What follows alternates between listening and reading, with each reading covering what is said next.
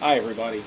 Recently someone requested that I make a nail header, and I thought that would be a good project. Be very similar to the Rivet Header, but just a little bit different.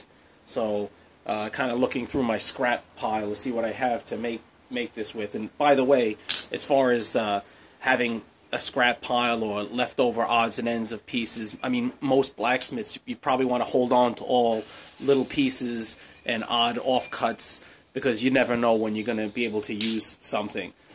That being said, I don't have a lot of space, and I'll go through stuff and periodically just take stuff and bring it to the recycler and just get rid of it. But you usually regret that down the line. We say, wow, I wish I had a piece of this or a piece of that.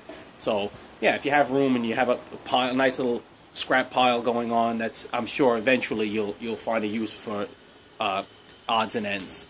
So yeah, I found this piece is medium carbon steel, and this is 7/8 square or thereabouts. I think about 22 millimeter.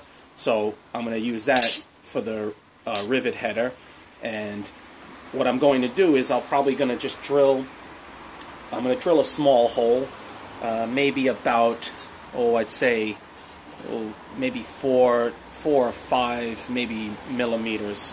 You could punch the hole, but I think for this project I'm just going to drill that hole. And then I have this, and I've had this for a while, this nice square punch that's made from air hardening steel that I'll handle this, and I've been meaning to make this tool and use this in my arsenal. So this is really fine at the business end. It's only 3 millimeters and tapers very gradually. And what I'll do is I'll drill a hole here, like I said, yet to be determined, but kind of close to what this is. And then I'll heat the piece up and insert this from the bottom end up, make it wider on the bottom end, and then go from the top down to just about the size that I want the nails to be, right above the head, if that makes any sense. I mean, once I finish this, you'll see it should make sense. It's different than, if you look at, this is the rivet header, and if you'll recall that I drilled a hole and then I expanded that hole, drifted it a little bit on the top end, and that being because this will sit, when I'm making a rivet, it sits on the anvil face, and so I don't, if this size here is about exactly what I use to make rivets, which is 8 millimeter. In fact, it is exactly 8 millimeter, and I don't want the bottom end to upset. And I want the top to be a little bit wider so that when I turn it upside down, the rivet will come out easily. And it does upset the rivet close to the head, but not enough to make it a bother when I'm fitting rivets to tongs. So yeah, so this is going to be different because as far as this nail header, I want the bottom end to be wider than the top end.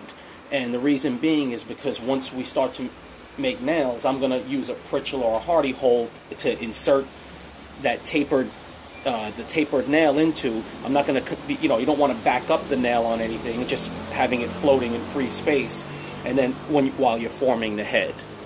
So yeah, I'll use this. So the tools we'll need to make nails is obviously the rivet header, and I'll put a handle on this and do like I said, and then we'll also need a Hardy cutoff tool. And the funny thing is when I made these anvils, I thought, wow, because the way that this has a shelf, both of them have a shelf below the Hardy hole, you don't have to shoulder Hardy tools. So this being 3/4 square, I could just set a piece straight through and rest it here, and then work the top end however I like, be it for a cutter, a fuller, a swage, whatever. But of course, I've never gotten around to doing any of that, so I kind of looked again through my scrap pile, and I have a lot of pieces of this.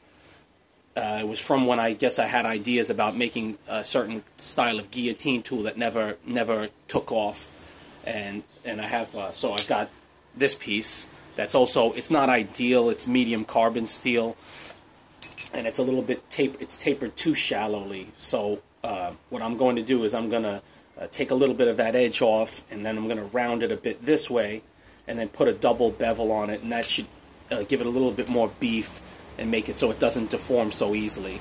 So, and then I have this piece, who knows why or when I made this, but that sits right in there, and then these tools, like this can just, sit in here however you like.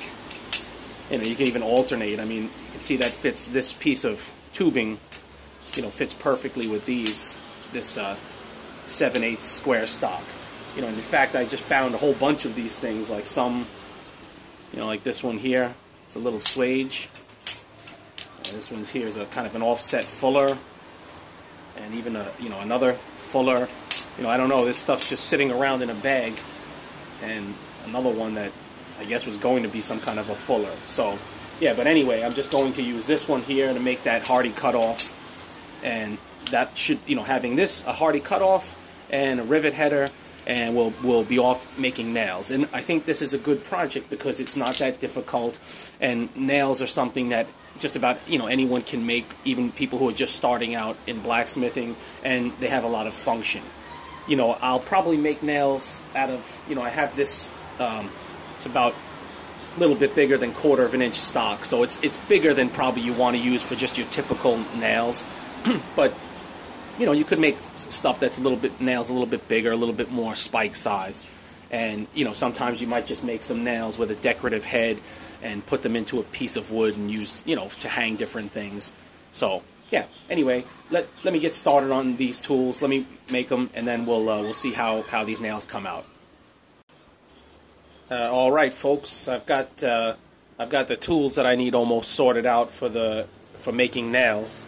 I finished making this punch, this really small square punch, handled that, heat treated it, and so what I'll do then is I've drilled the holes for this piece. Actually, this was hard, and so I had to anneal this first before I could even drill this piece of medium carbon steel. It's got a 4mm hole here and then an 8mm hole here, and I'm going to use this hole to just to handle it. I've got this piece. It's about, I think this is 10mm, so I'll fashion a handle out of this, and before that I'll expand this hole, as I said earlier, wider on the bottom and then just a little bit on the top end. So we'll see how that comes out, and then I've got my my hardy cutoff here sorted out and ready to go. And so we'll see how that works. Typically, I found, you know, medium carbon steel is fine. That's what I use for hammers and for some other tools. But for cutting operations, I feel that it's probably not enough carbon. And sometimes different alloy steels are a little bit better for that. You know, the steel like this punch here is made from D2, which is air hardening steel. And I think I've mentioned this before, but this it holds up to hot use very well. So, yeah, but this should work for what we want because we're not cutting something that's really thick. So, yeah, I'll finish this out, and then we'll go from there.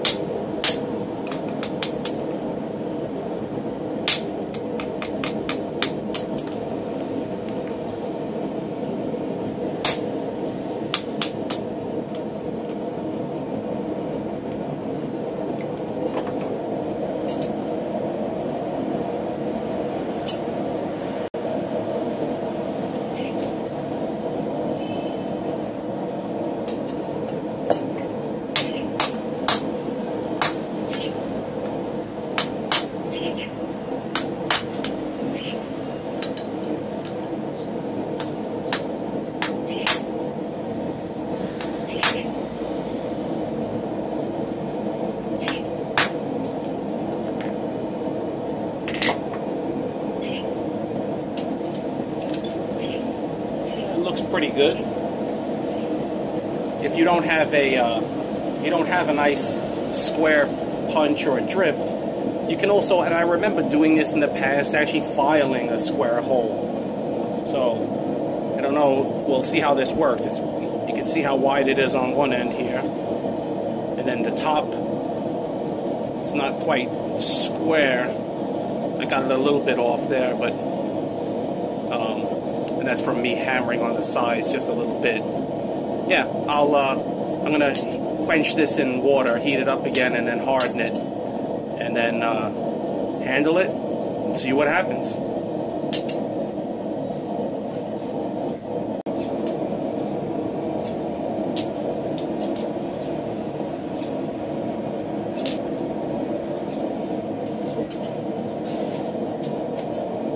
want to tenon this 10mm rod so it'll fit in that 8mm hole. And maybe I'll actually peen the other end over then. And actually my tenon tool here, this would be perfect if this is exactly 10mm. So I don't know if you can see that. Probably the angle's not great, but if this was 8mm, this tenon tool, wow, that'd be awesome. But as it stands, what I'll do is I'll just use flat dies and see if I can't get that done that way. Tenon it that way. So I've got it marked, and I'll just.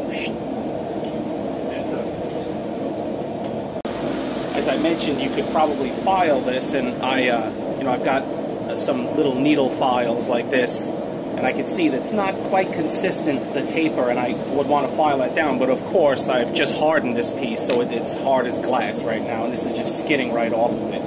So if I find that this gives me some trouble, I'll anneal it again, and then I'll file that down a little bit inside there.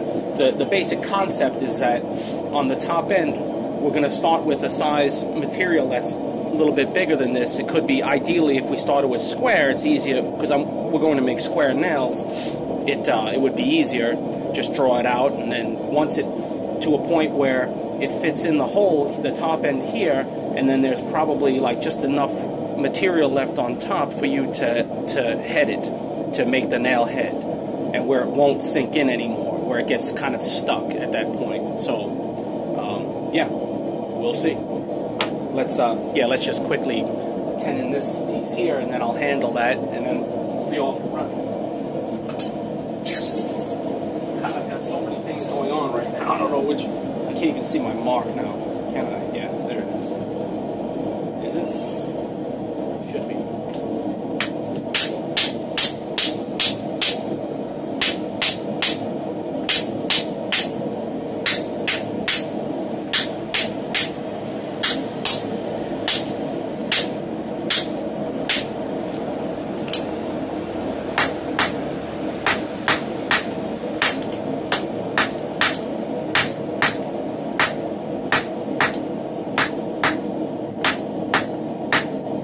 Not going to be a whole lot of a shoulder on this piece because I'm just going down 2mm. So yeah, I've got some more to go.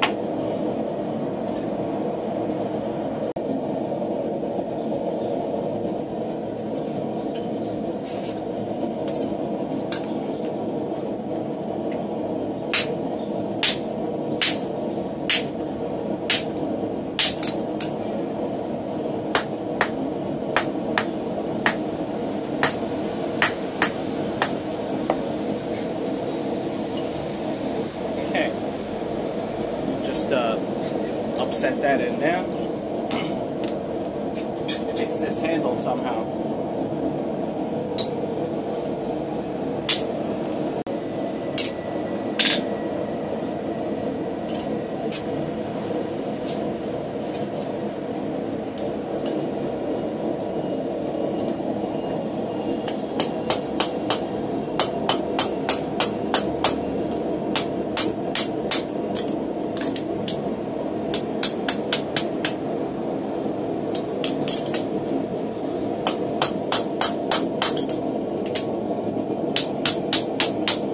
Cattywampus here. There we go. Hit that one more time and get that secured in there. Don't ask me what I'm doing as far as the handle. I'm just kind of freestyling it as usual. I'll finish this up.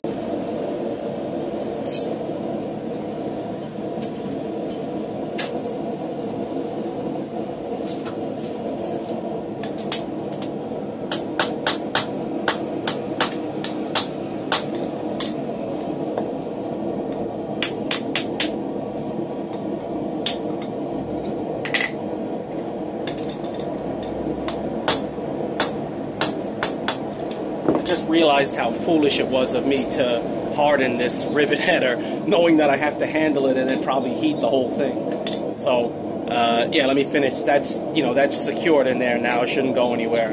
Tenoned and then peened over this end here, and I'm just going to heat this portion of the handle and bend it back so it's in line then with the rivet header.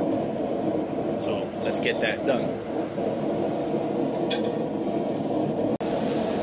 Obviously, this is not going to win any awards for handle design. You can see how I kind of tenoned it. My idea was tenon that in and then back, you know, double this back. Actually, I'll fold this because this is not thick enough, I feel. And also, I don't want the thing to, I want it to be heavier on this end. So I'm going to take this about at this point here and go back. It doesn't have to be a long handle, just a little bit. So, but this is, well, like I said, it's just a handle. So let me get this done, and let's make some nails.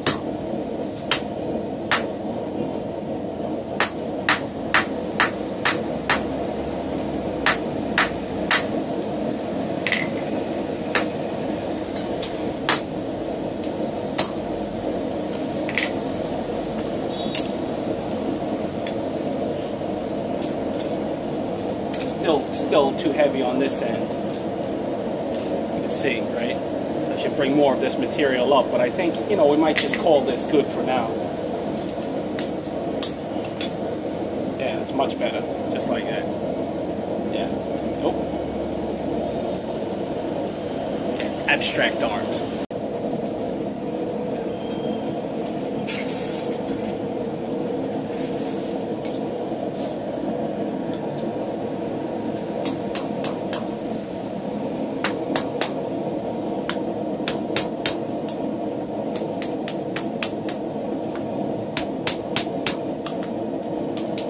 Getting there, a little hot. Gotta get a pair of tongs. There we go.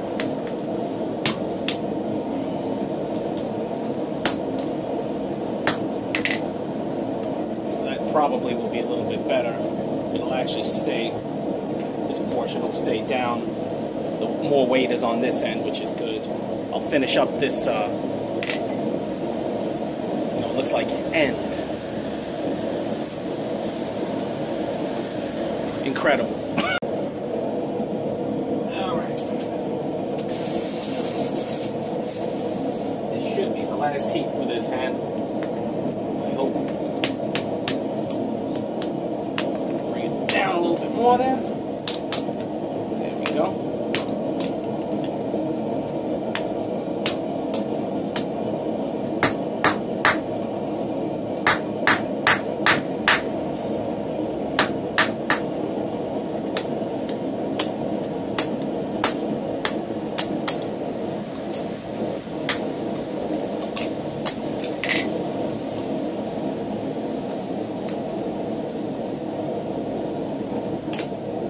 That should be that.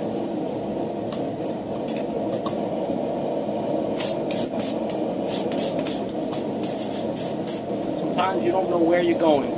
And when you get where you're going, you don't even know where you are.